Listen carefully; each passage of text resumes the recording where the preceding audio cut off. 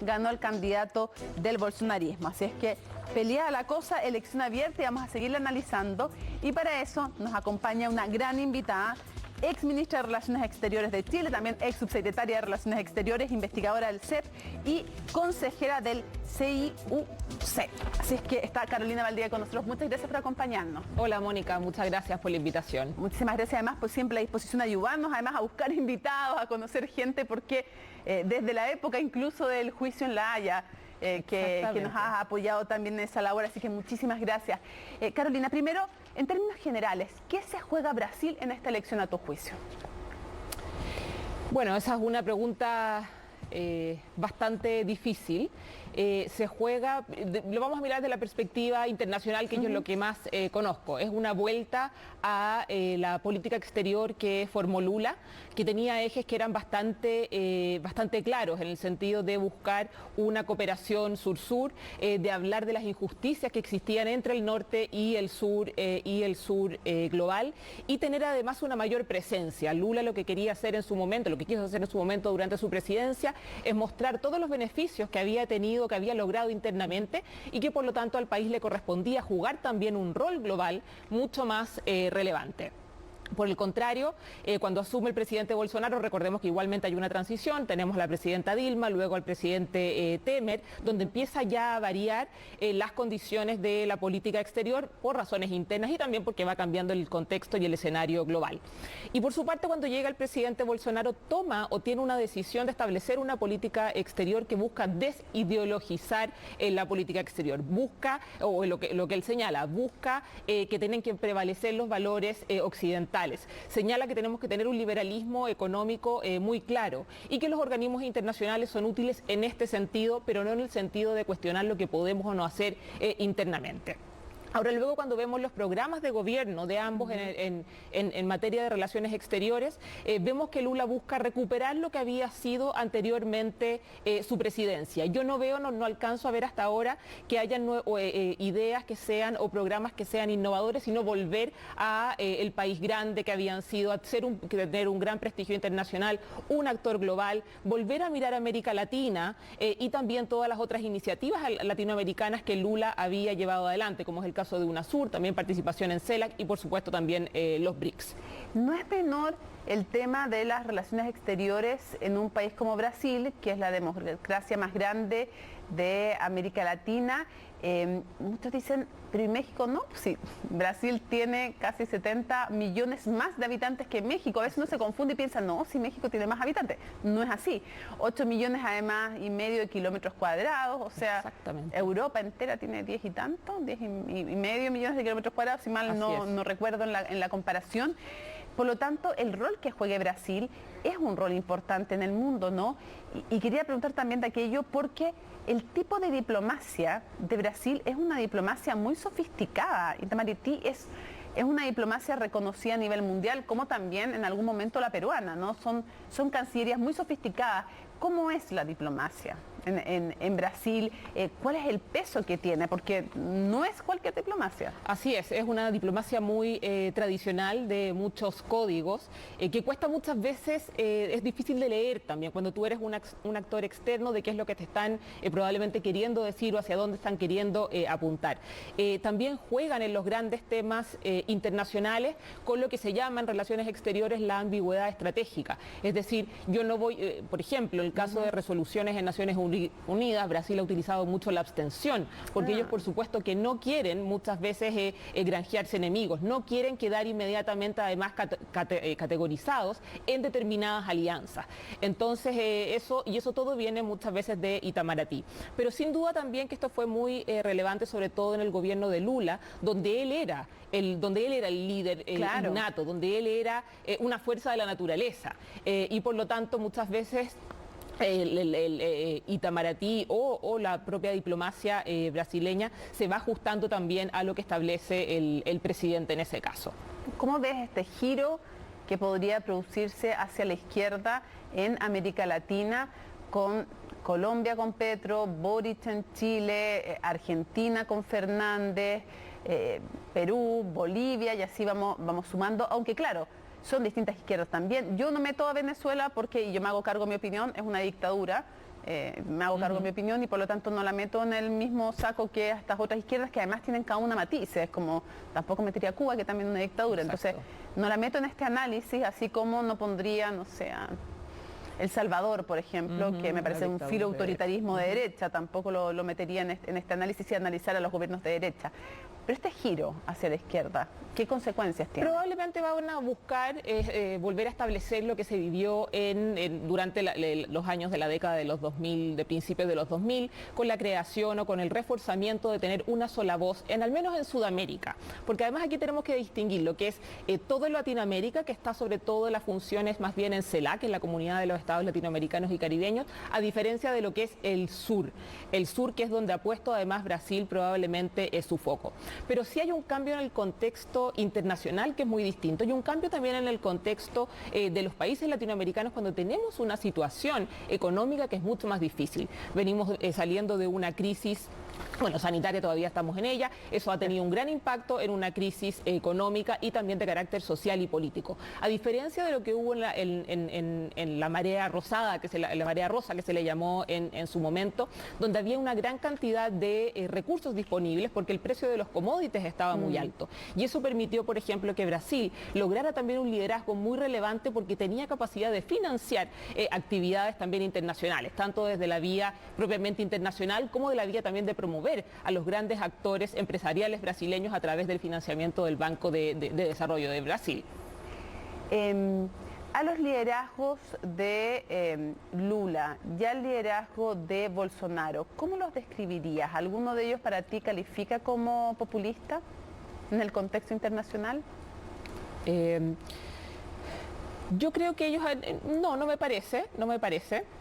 Ellos están respondiendo en este caso además a sus propiamente a sus votantes internos y además porque Bolsonaro en algún momento que se habló que era un populista de derecho ha tenido que ir ajustando muchas de sus acciones porque lo acompañan dentro de sus votantes, como decía Sergio Fausto, tres áreas que se pueden distinguir.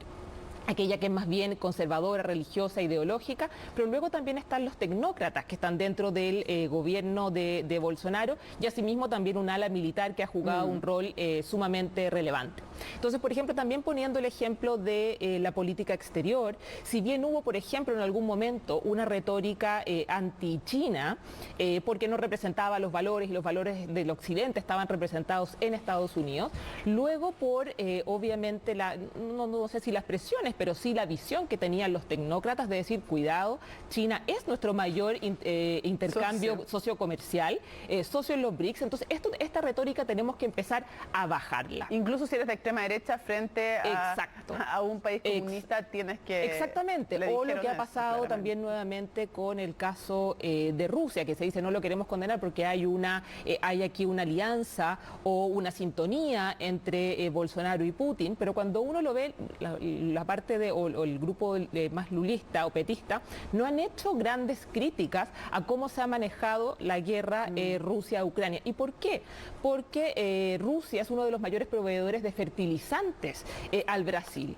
Y al ser uno de los mayores proveedores de fertilizantes, tú tienes que tener también precaución de cuáles son las alianzas que tú vas tomando y además también ¿por qué? Porque también Brasil se justifica diciendo, además nosotros somos uno de los grandes graneros o proveedores de alimentos del mundo. Entonces tenemos que jugar con estas distintas variables. Entonces, en todos los mismos grupos que han acompañado, que son votantes del presidente Bolsonaro, tú ves también que tienen que ir produciéndose ajustes entre lo que se ve el área que se podría llamar más populista, sobre todo vinculada con el antiglobalismo, pero que tienen que al final mirar la realidad y ver qué es lo que sucede para poder seguir llevando al país adelante. Claro, porque son de una visión, si uno comparara una visión de política exterior y otra, la de Lula es mucho más abierta al mundo. Es mucho más abierta. Pero, y la de Bolsonaro es, a lo menos en el discurso, otra cosa después lo que hacen todos en los hechos, pero en el discurso es mucho más encerrada, más autártica de alguna manera, aunque bueno, después se va viendo que izquierda o derecha, por ejemplo con China, la violación de los derechos humanos y otras cosas, Son todos muy cuidadosos. Todos, ¿no? Hay un silencio en general y no solo en Brasil, en todo el mundo. Así es, y además hay también una visión que no necesariamente tenemos que compartir, de decir que muchas veces, porque esto también lo ha justificado en su caso el presidente o el gobierno del presidente Bolsonaro, cuando se utilizan herramientas como la de los derechos humanos o como la de la protección del medio ambiente para evitar el desarrollo, la mayor capacidad potencial de algunos países. Ese también es un argumento que se ha utilizado por el caso del presidente Bolsonaro, específicamente en los casos de la deforestación de la Amazonía y los problemas que ha tenido con distintos estados de la Unión Europea, básicamente con Francia, también con Alemania. Pero ¿qué es lo que también dicen por detrás? Estos no son necesariamente una protección de la Amazonía, sino que aquí se están escondiendo también intereses de la agroindustria o de la industria agrícola europea, para evitar que Brasil tenga un mayor porcentaje de aquellos temas agrícolas. En su electorado al menos, y en mucha gente que lo podría apoyar, resuena bien esta política más nacionalista, más antiglobalización, anti los países más desarrollados, que los pone como en el fondo como los que no nos dejan desarrollarnos, no nos dejan tener nuestras normas. Quieren que conservemos en el fondo la Amazonía cuando ustedes han destruido y se han desarrollado destruyendo su medio ambiente, que no es mentira, digamos, pero tampoco es una solución para los problemas climáticos de hoy. Por supuesto, por supuesto. Carolina, para ir cerrando, quisiera preguntarte por un tema que es complejo en las relaciones. O sea, a ver, quien salga presidente en Brasil tiene efectos en todo el mundo y tiene efectos también para Chile. Uno, por ejemplo, es... Ya hemos visto meses desde que llegó el presidente Gabriel Boric al poder con nuestro embajador sin recibir el agreement. O sea, no tenemos embajador nuevo, digamos, del que se quiso designar, Sebastián de Polo, en Brasil. ¿Cómo has visto esa situación? ¿Y qué se hace? ¿Qué hace un gobierno? ¿Qué debe hacer un gobierno cuando le pasa eso, que propone un embajador y claramente quien está en ese momento en el poder no lo quiere? Sí, es una situación, la verdad, que bastante inédita. Por lo general, los embajadores, cuando se solicitan los beneplácitos, son dentro de los países, además, sudamericanos, es bastante rápido. En el caso con países vecinos que los entregamos en 24 horas y no necesariamente porque exista una afinidad ideológica, sino por relaciones de vecindad. Exactamente. Entonces es un caso bien inédito. Aquí yo creo que no está en cuestión en ningún caso la facultad del presidente de nominar a quien quiera, sobre todo en países que él o ella va a considerar que son estratégicos y sobre todo tener una persona que sea de su absoluta confianza. Pero aquí yo lo que llamaría luego es a mirar es un embajador, por cierto, que es el representante del presidente, pero también es el representante del Estado. Entonces, cuando vemos que hay un Congreso que va a ser muy difícil en Brasil, porque va a estar muy alineado, o si llega a salir Lula como presidente, va a tener un Congreso que está en contra, va a tener, como tú los mencionabas, los estados principales de Brasil con gobernadores que son pro Bolsonaro, independientemente de quién sea el presidente, y ahí están los principales intereses. Entonces, ¿hasta dónde un embajador va también a poder representar todos los intereses del país en los distintos mecanismos, los distintos ámbitos en los cuales tiene que relacionarse? Entonces, eso yo lo llamaría. Yo he entendido que Cancillería, por lo que ha informado la prensa, habría recomendado cambiar la nominación y yo apoyaría y comparto la postura de Cancillería. ¿Crees que sería mejor? Sí. Incluso si gana Lula, o porque la otra estrategia, esperemos hasta que salga Lula y ahí nos van a dar No, por supuesto, y ahí a lo mejor es una prioridad también para el gobierno de eventualmente presidente Lula, pero luego creo que igualmente hay que mirar estos factores. ¿Cómo se va a relacionar con el Senado? ¿Cómo se va a relacionar con la Cámara? ¿Cómo se va a relacionar con los distintos gobernadores que pueden no ser pro Lula? Ya nosotros cuando tuvimos la aprobación del acuerdo de libre comercio con Brasil, en el Congreso también fue muy difícil porque los grupos también de interés y que representan determinados sectores, ya sea de la industria, de los distintos tipos de industria, defienden muy fuertemente sus intereses. Entonces, inclusive para un gobierno que a lo mejor se podría haber pensado que estaba más alineado, fue muy difícil o fue muy trabajoso aprobar ese tratado. Para cerrar, ¿qué es lo más importante en las relaciones comerciales, culturales entre Chile y Brasil? ¿Cuáles son las áreas más sensibles? Bueno, es una, como se le dice, una amistad sin fronteras. Acabamos de aprobar y acaba de entrar en vigor un acuerdo de libre comercio que se firmó durante la presidencia del presidente Temer, que es de los primeros que firma Brasil en este ámbito. Para la gente que no sepa, es el que asume cuando se destituye a Exacto, Dilma. cuando se destituye a la Dilma presidenta Rousseff, efectivamente. Y él además tiene esta mirada también de cambiar mucho las relaciones exteriores que había llevado el Partido de los Trabajadores adelante, y una de esas es buscar vinculaciones económicas de carácter muy fuerte y también dejar un poco más atrás esta valoración tan profunda que tenía, o compromiso tan profundo que tuvo Lula con Sudamérica. Pero luego también tenemos acuerdos, por ejemplo, en materia de lo que se llama 2+2, donde hay reuniones periódicas entre ministros de Relaciones Exteriores y ministros de Defensa, y que se tratan una serie de ámbitos que son muy sensibles. Luego está el proyecto del llamado cable de Humboldt, donde hay un compromiso de financiamiento por el lado brasileño para poder establecer este cable entre Sudamérica y el Asia Pacífico. Y luego todas las vinculaciones que tenemos en los organismos multilaterales, sin perjuicio de que Brasil es un país que tiene una ambición multilateral mucho más fuerte, siempre aboga por que se modifiquen la Carta de Naciones Unidas para que pueda tener un consejo, o ser un miembro permanente del Consejo de Seguridad, lo que nosotros, por supuesto, estamos muy lejos de ello. Pero hay muchísimos intereses. Nuestras mayores inversiones extranjeras directas de empresas chilenas o de industrias chilenas están en Brasil.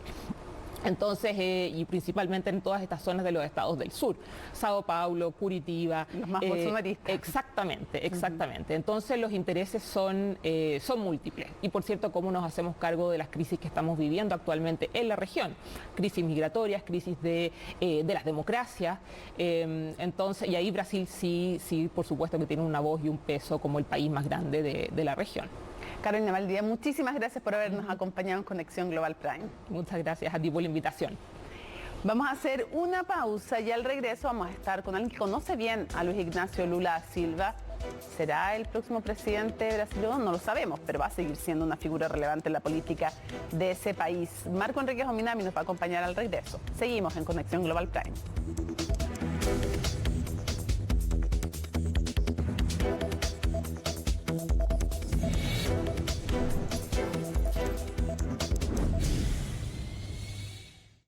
Synersis es tecnología informática y digital de clase mundial para tu empresa. Vendemos, integramos